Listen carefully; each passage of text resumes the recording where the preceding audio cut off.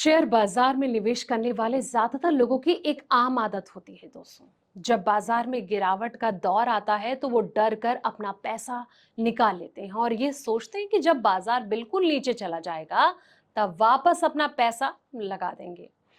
बाजार की चाल को पहले से भांपने की इस कोशिश को मार्केट टाइमिंग कहा जाता है। लेकिन क्या सच में मार्केट की चाल को ऐसे पकड़ा जा सकता है?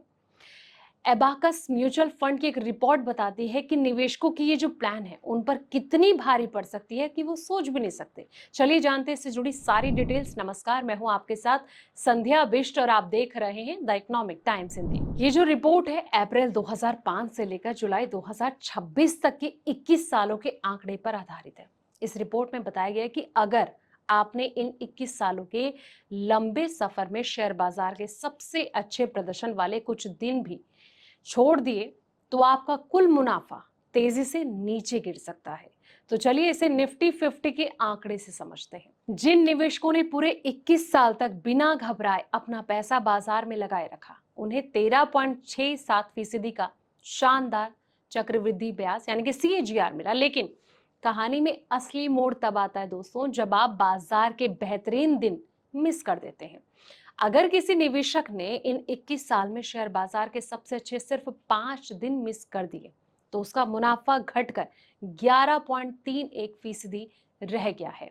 अगर 10 सबसे अच्छे दिन छूट गए तो ये जो रिटर्न है गिरकर 9.75% पर आ गया। ये नुकसान यही नहीं रुकता।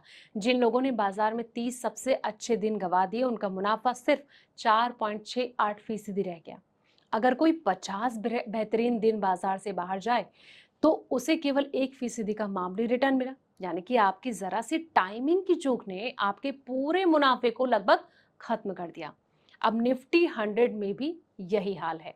निफ्टी 100 इंडेक्स के आंकड़े भी बिल्कुल यही कहानी बयां करते हैं दोस्तों। अगर कोई निवेशक पूरे 21 साल तक बाजार में डटा रहता है तो उसे 14% का सालाना रिटर्न मिला। वहीं सबसे अच्छे 5 दिन बाजार से बाहर रहने पर यह मुनाफा घटकर 11.68% हो गया। 10 दिन मिस करने वाले को 10.10% और 30 दिन मिस करने वाले को 5.07% रिटर्न मिल सकता है।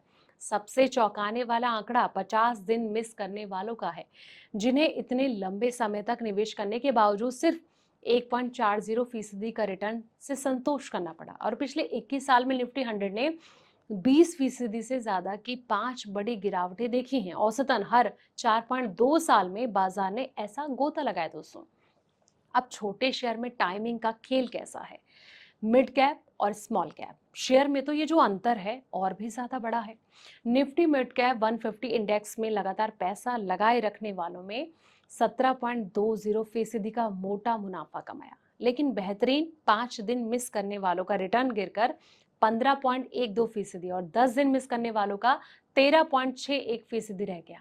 अब स्मॉल कैप 250 इंडेक्स की बात करें तो इस पूरे डटे रहने वाले निवेशकों ने 15.80% का रिटर्न हासिल किया। लेकिन सबसे अच्छे 30 दिन छूटने पर यह मुनाफा लगभग आधा होकर 8.25% रह गया और 50 दिन मिस करने वाले रिटर्न महज 4.91% पर आ गया।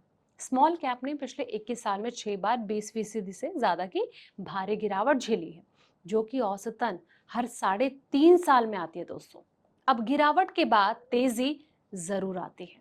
बाजार में गिरावट आती है लेकिन वो वापस भी उठता है। हालांकि इससे समय लगता है कि निफ्टी 50 ने 1991 से 2026 के बीच 20% से ज्यादा की 2 बड़ी गिरावट देखी।